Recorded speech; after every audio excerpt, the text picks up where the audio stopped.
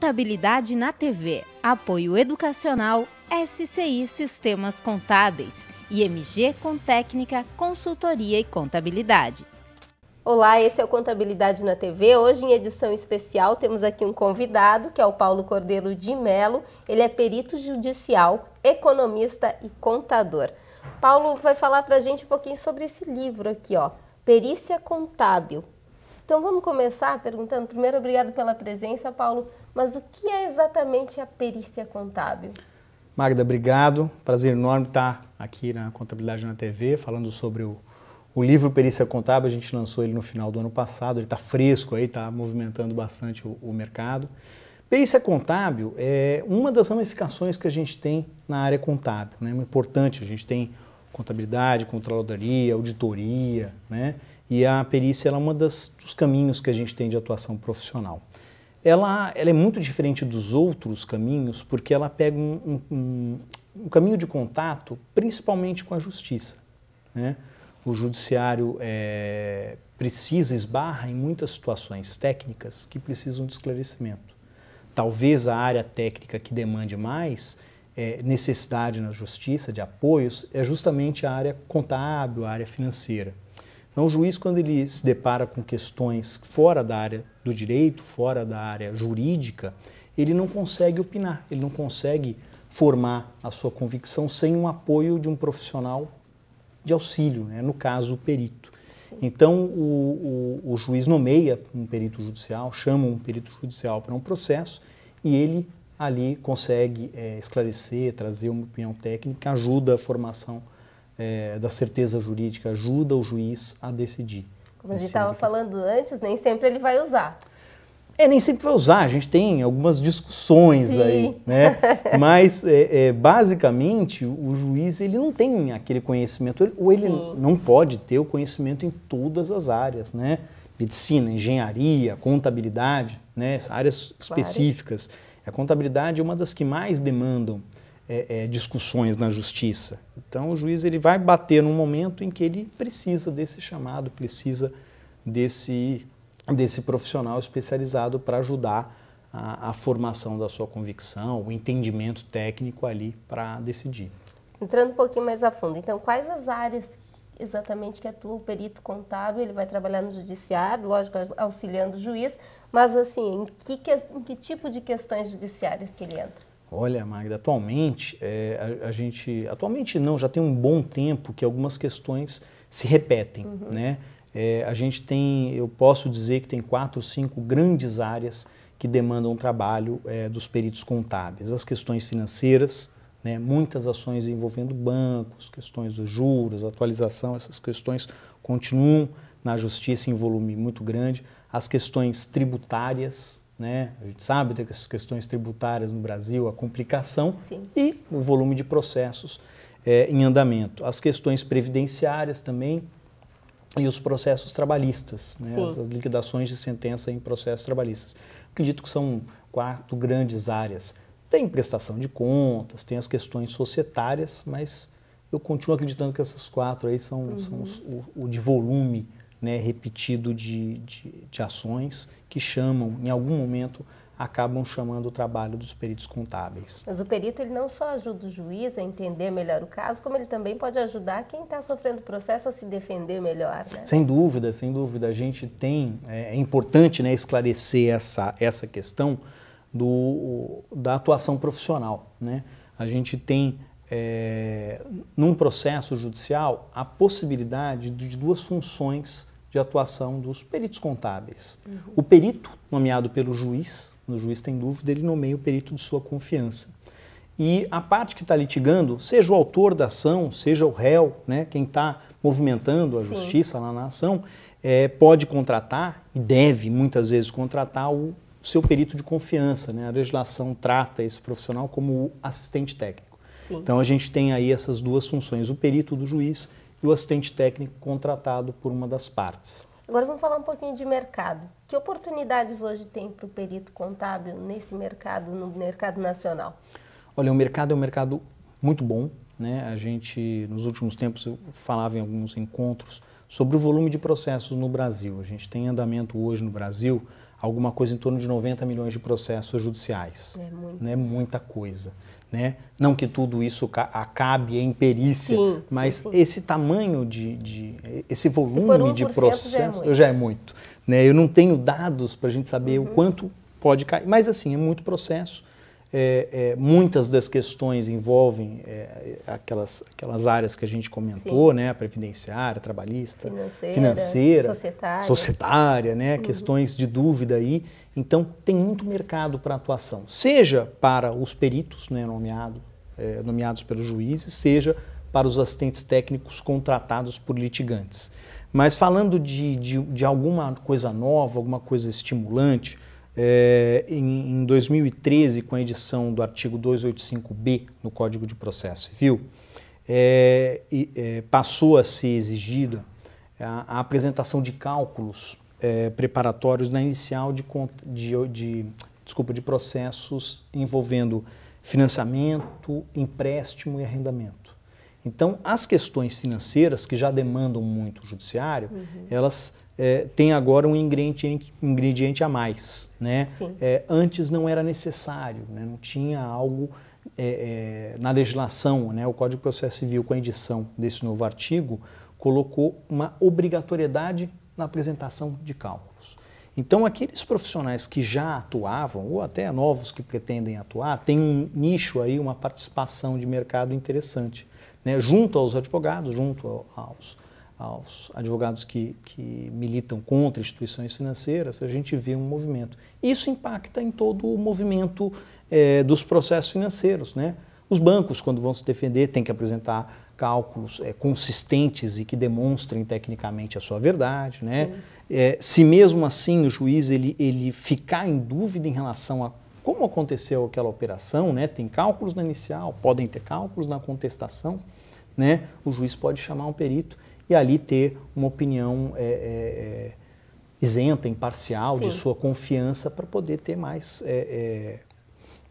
confiança na hora de decidir. Então, sim, tem essa novidade que movimentou e vem movimentando o nosso mercado de perícia. Agora, é fácil encontrar um profissional nessa área?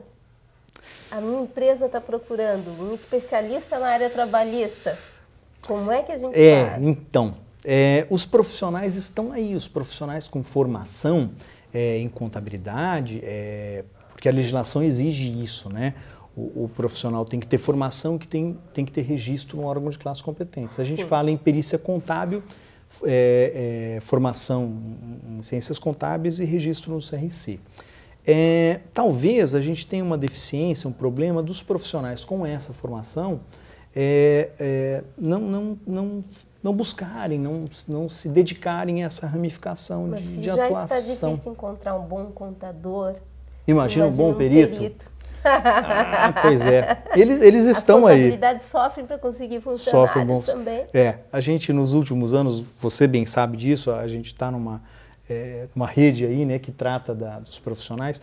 Existe uma demanda enorme por profissionais em contabilidade e bons profissionais, seja em auditoria, seja um bom contador dentro do escritório, da empresa, mas em perícia também. A gente luta, a gente batalha. Eu batalhei lá na construção do livro, na apresentação dos cursos, para trazer uma informação boa e formação boa para os profissionais atuantes ou que pretendam atuar. Agora vamos falar um pouquinho do conteúdo desse livro aqui. Vamos lá.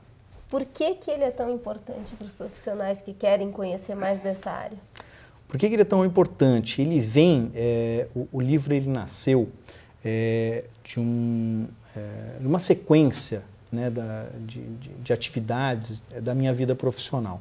Eu atuo em perícia já tem 15 anos, né, atuo como perito, e eu leciono a disciplina perícia contábil já tem alguns anos também em diversas instituições.